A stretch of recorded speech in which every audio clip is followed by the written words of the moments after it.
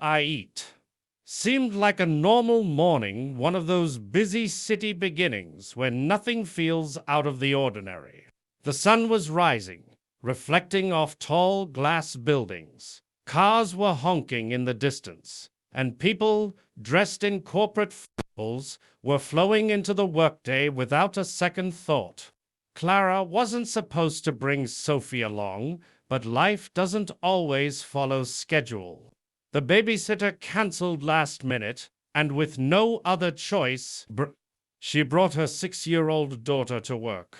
Sophie walked beside her, clutching a tiny toy, her pink dress softly brushing past her knees. It was a routine: meetings, schedules, translations, and then home. No warnings, no signs, no reason to believe anything dramatic would unfold. But life has a strange way of hiding turning points inside ordinary moments.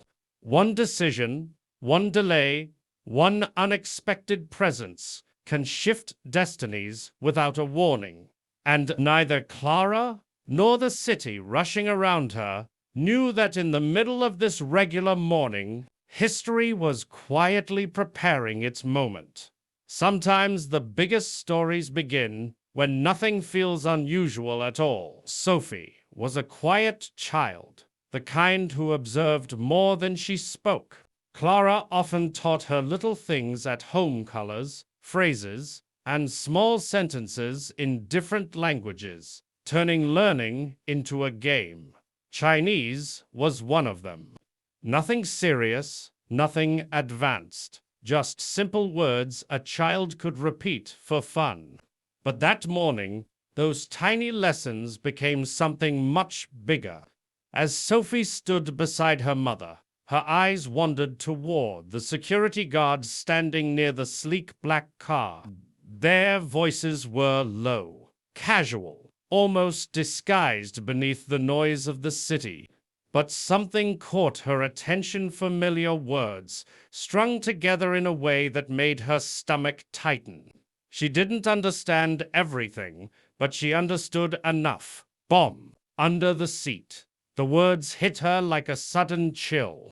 Her small fingers froze around her toy, her heart pounding in a way no child should ever feel. A random skill, taught gently at home, suddenly became the key to something dangerous, something huge. Fear is a powerful thing, especially for a child.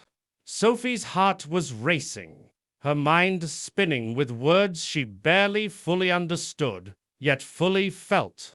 She could have stayed silent after all. She was just a little girl in a world of adults, surrounded by guards, businessmen, and hurried city noises.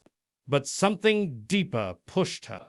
Maybe it was instinct, maybe love, maybe that pure honesty only a child carries. Her lips trembled, her legs shook, but still, she spoke. Not loudly at first, almost like a whisper trying to become a voice. And then, with a force that surprised even her, the words burst out, slicing through the air. "Don't get in the car." Conversations stopped. Heads turned. The world seemed to pause for a heartbeat. In that split second, a 6-year-old stood braver than every grown-up around her, choosing courage over fear without even realizing how heroic she was being. Everything happened in seconds, but those seconds felt endless. The moment Sophie yelled, the atmosphere flipped from calm and controlled to tense and electric. People turned, guards stiffened, confusion sparked across faces.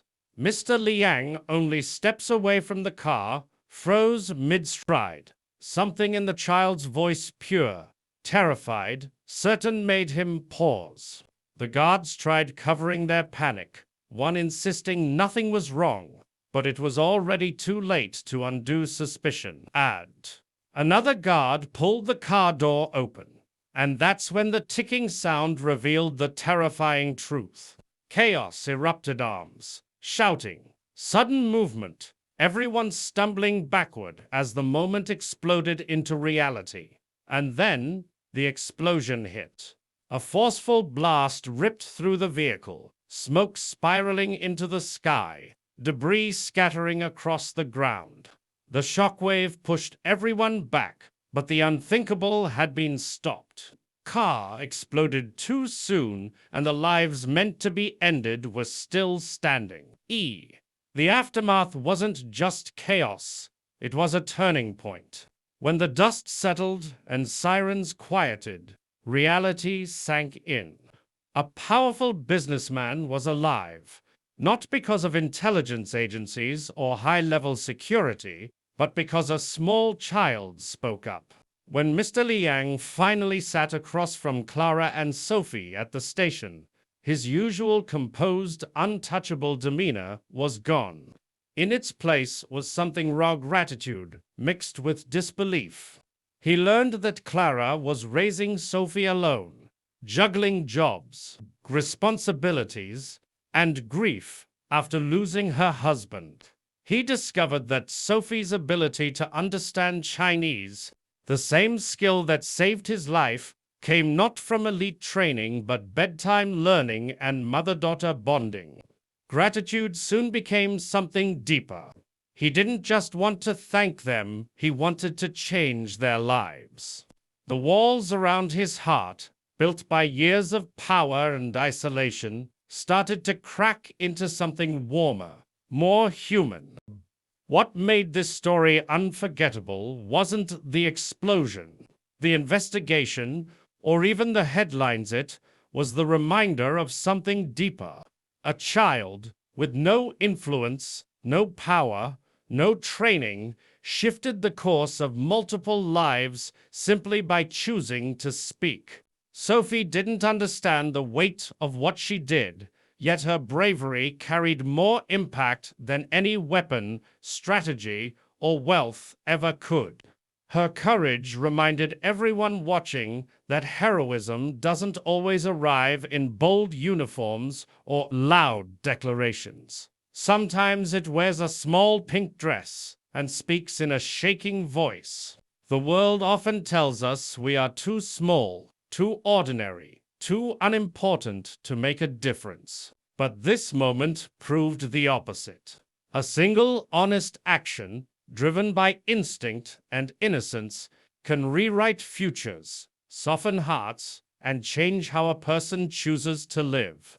It reshaped not only Mr. Liang's fate, but his humanity, reminding us all that kindness and courage will always matter more than fear and silence.